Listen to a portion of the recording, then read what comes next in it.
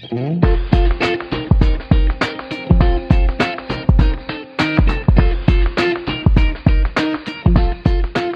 Messieurs, bonjour. Merci de m'avoir invité à parler de l'expérience versaillaise sur la téléalarme en chirurgie de cataracte. Je n'ai pas de conflit d'intérêt avec la présentation.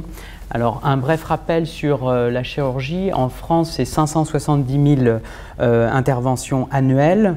Un recours inégal à l'ambulatoire selon les pays, puisqu'on est en France à peu près 93% de taux d'ambulatoire, 97% en Angleterre et 99% en Finlande. Pour toutes les chirurgies confondues, là, selon les départements, on a une variation, et selon les structures, publiques ou privées. Deux facteurs expliquent cela, l'âge de la population et la densité des médecins. La téléalarme, quant à elle, on constate qu'il y a à peu près 500 000 personnes en France isolées qui bénéficient de cette téléalarme ou téléassistance à domicile, soit 5% des plus de 65 ans en France contre 20% en Grande-Bretagne.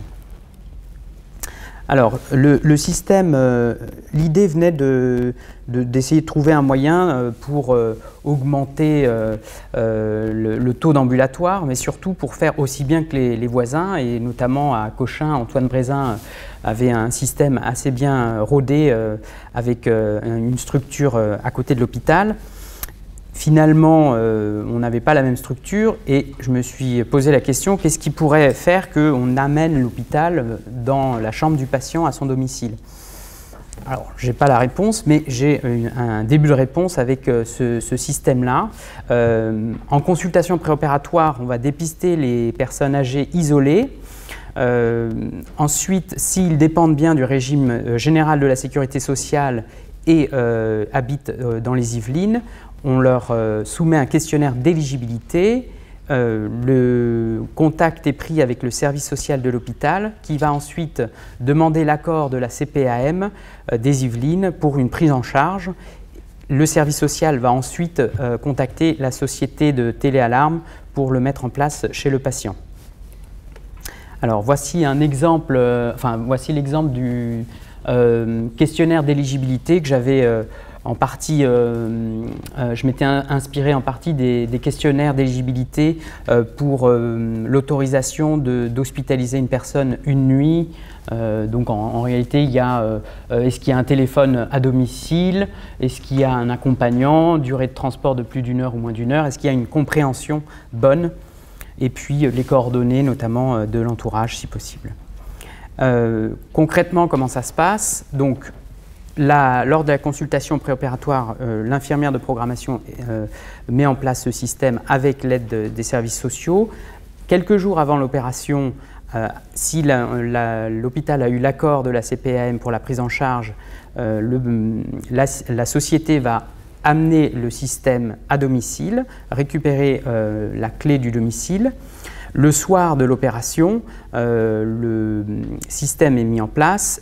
Une auxiliaire de vie passe pour l'administration, pour distribuer les médicaments et la mise au coucher, vérifier que le système marche bien, et le lendemain matin, récupère le système. En cas de besoin, soit sous forme de montre, soit sous forme de collier, on appuie sur le bouton et on a directement la société de téléassistance, si la personne se trouve bien dans la chambre, enfin dans la pièce où le boîtier de communication est installé.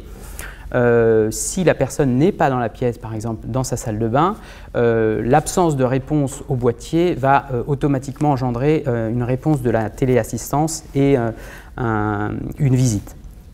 Et la téléassistance a également les numéros des chirurgiens pour les contacter directement en cas de besoin.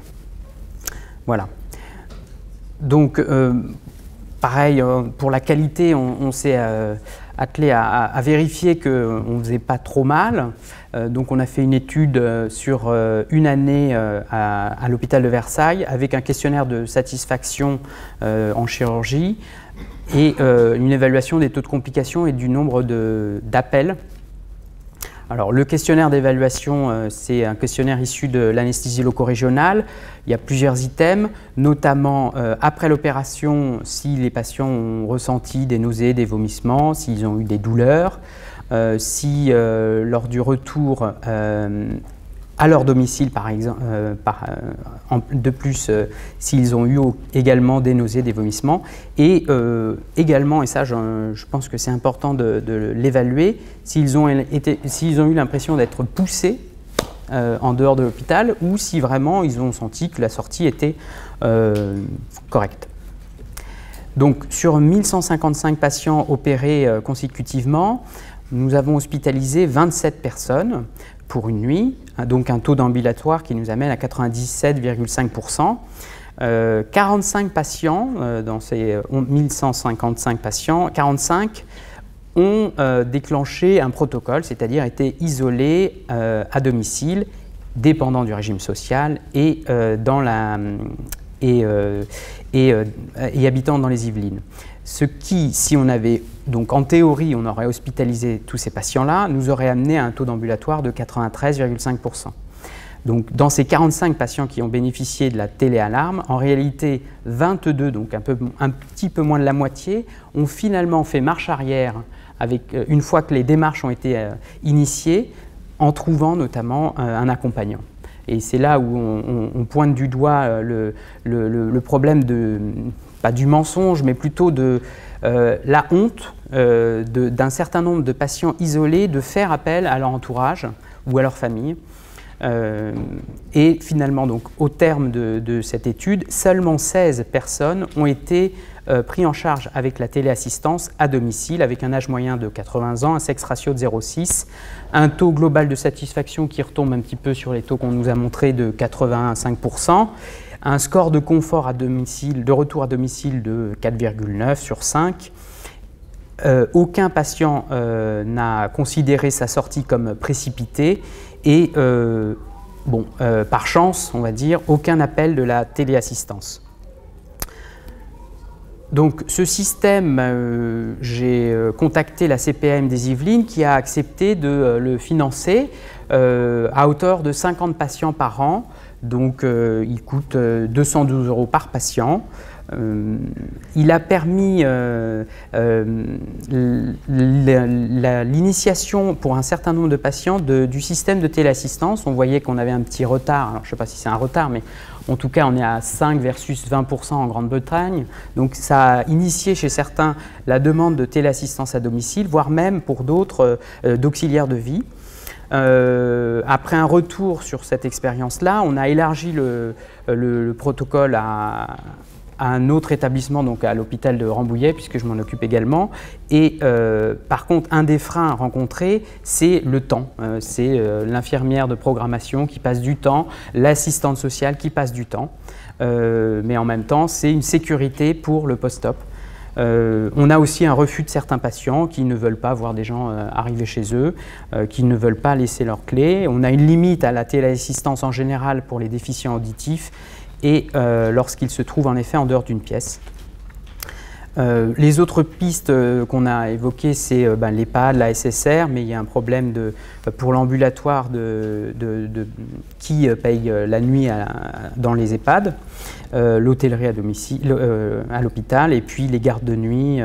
Ça, c'est une possibilité du protocole également.